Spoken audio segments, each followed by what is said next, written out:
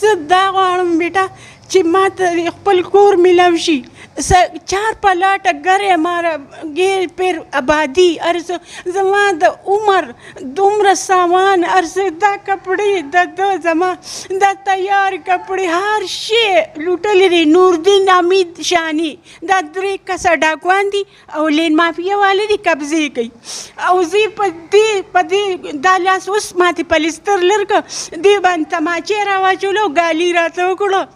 نو ما یې خدایه تباهي کړي. خو زه دا خواست خان عمران خان ته کوم چې زه خو د مردان یو، موږ پښتانه یو، موږ مرداني یو، ولې موږ سره داسې کېږي؟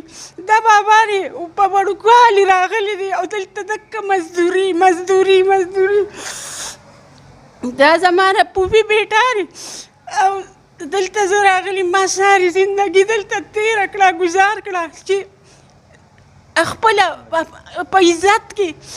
خو ولې موږ څه وکړو چې ډاکوان راغله را باندې او دقسې را سره وکړو. خان عمران خان ته زه دا سوال کوم چې زموږ تپوس وکړه، ججانو صاحبانو ته ووایه، وکیلانو ته ووایه، د کراچۍ اوچت خلک دی مالدار دي، نو ته په خپله ورته ووایه ته خان عمران خان چې زما نه که چوټی خو بیټا ورته یم که زما عمره نو بایي به درته ویم چې ته ما سره خبرې وکړه، پښتو به درځي، د پښتو ملک کې ناست دی، ما سره ته په خپله خبرې وکړه. Problem तो ये है कि मैं सऊदीया में था, मैं कमाता था, बेटी के पास और दामाद के पास भेजता था और ये वाईफाई मेरा ये उसके साथ मैंने बिठाई थी और मेरे घर पे मैंने बिठाई. तो फिर आखिर में 2018 में जब मैं आया हूँ तो मेरे घर पे उन्होंने कब्ज़ा किए. फिर उसको मैंने निकाला, मारा पीटा, निकल गए. फिर उन्होंने जो है रिपोर्ट किए, दरख्वास्त दी आगे. फिर मेरे पीछे समन आया. समन जब आया, आदमी भी आया, बोला कि आपको जज साहब ने बुलाया है.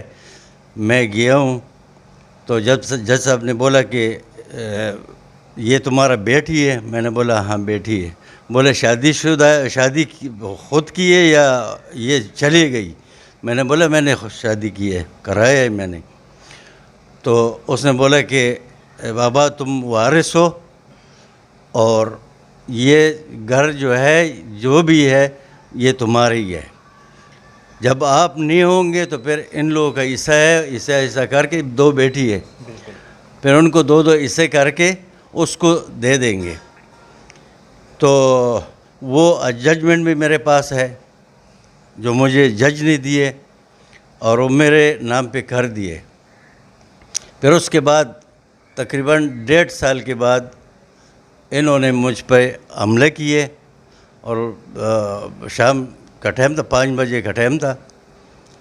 तो हमें ऐसा मारा है कि हम लोग तकरीबन हफ्ता हम लोग चारपाई से नहीं उठ सके. और इसके जो है ये नूरदीन नाम है इसका, ये जो है ये पिस्तौल से ऐसा मारा था और एक औरत उसके साथ आई और कुछ 15-16 बंदे थे. तो उन्होंने हमें ऐसे 2 पाँव से पकड़ के बाहर फेंक दिए. तो फिर जब पता चला तो उन्होंने स्टाम्प जो है वो नकली लिखा हुआ है मुझसे बग़ैर, उस पर मेरा अंगूठा नहीं है और उस पर उन्होंने केस किए और मेरे साथ वकील ने बहुत ज़्यादती की है, बहुत ज़्यादा ज़्यादती की है. उन्होंने पैसे दिया, फिर मेरे केस में वो हाज़िर ही नहीं होता था.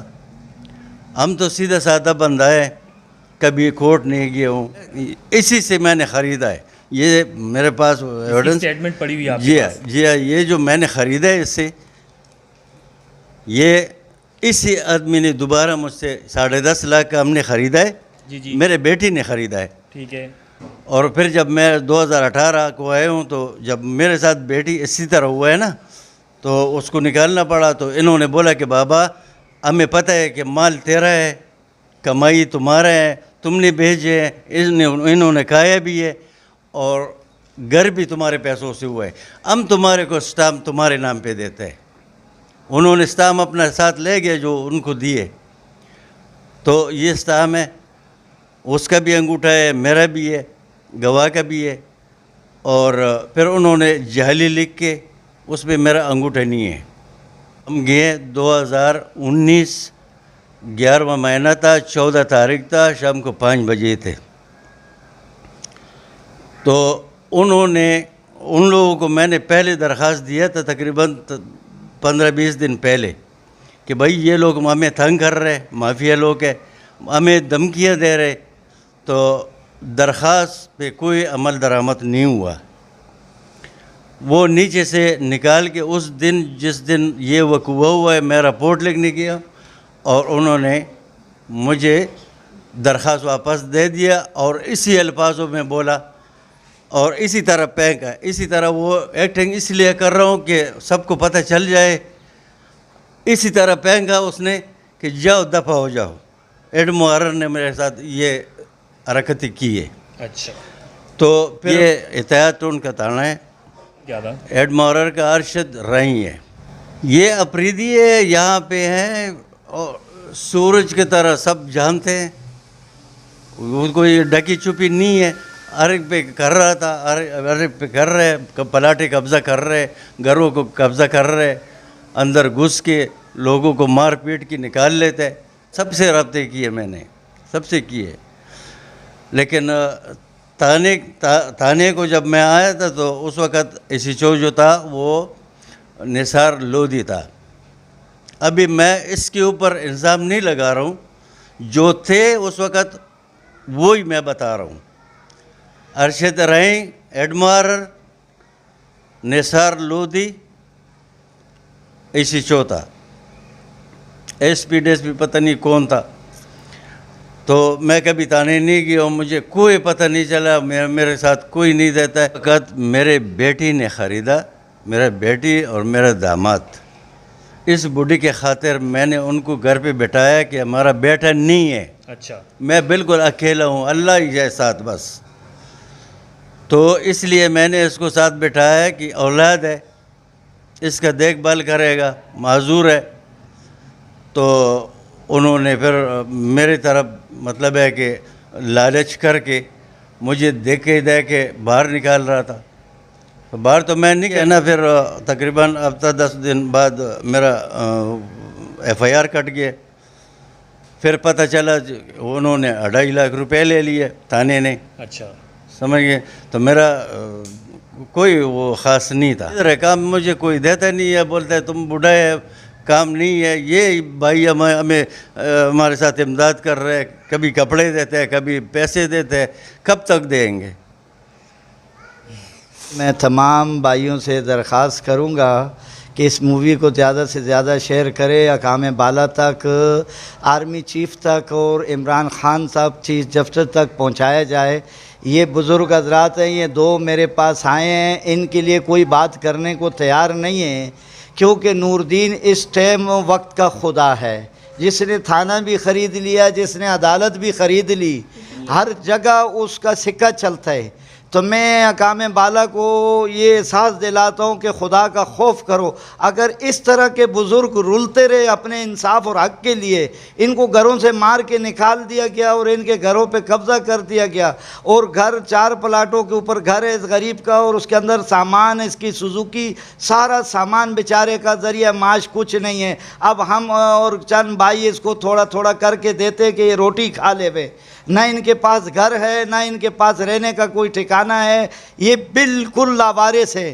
तो अल्लाह के वास्ते, अल्लाह के वास्ते मैं जितने भी हमारे मिनिस्टर हैं पीपल्स पार्टी के, मैं उनको हाथ जोड़ के सवाल करता हूँ, अल्लाह रसूल के वास्ते इस जुल्म को रोका जाए और इन गरीबों को इंसाफ दिया जाए। वक्त के फ़िरौन नूरदीन को पकड़ा जाए। ये लैंड ग्रेबर है, शांति नगर में ये लैंड माफिया है, इनका रिकॉर्ड सबको मालूम है, थाने इनके ख़रीदे हुए हैं और अदालतें इनकी ख़रीदी हुई हैं। इनसे इंसाफ लेना नामुमकिन है, मगर ये चैलेंज है पीपल्स पार्टी के मिनिस्टरों के लिए भी और PTI के मिनिस्टरों के लिए भी और वज़ीर आज़म पाकिस्तान के लिए भी। अगर इनको इंसाफ मिलता है तो हम मानेंगे कि वाकई तहरीक इंसाफ इंसाफ दिलाती है। अगर इन ज़ईफ़ों को इंसाफ नहीं मिलता तो अल्लाह की कसम हमारे को पाकिस्तान में किसी से इंसाफ का आसरा नहीं रहेगा। बस मेरी इतनी दरख्वास्त थी कि अल्लाह के वास्ते इस वीडियो को शेयर करें और इन गरीबों को इंसाफ दिलाएं। मेरा इनसे कोई रिश्तेदारी नहीं है, मैं अल्लाह की रज़ा के लिए इन गरीबों के लिए आवाज़ उठा रहा हूँ, ये मूवी बनवा रहा हूँ, इसीलिए कि अल्लाह इनको इंसाफ दिलाए और जो हमारे बड़े बड़े हस्तियाँ हैं वो इंसाफ दिलाए। ये बूढ़ी औरत है, ये रो रही है, ये बाबा, इनका कोई ठिकाना नहीं है, इनको इंसाफ दिलाओ अल्लाह के वास्ते।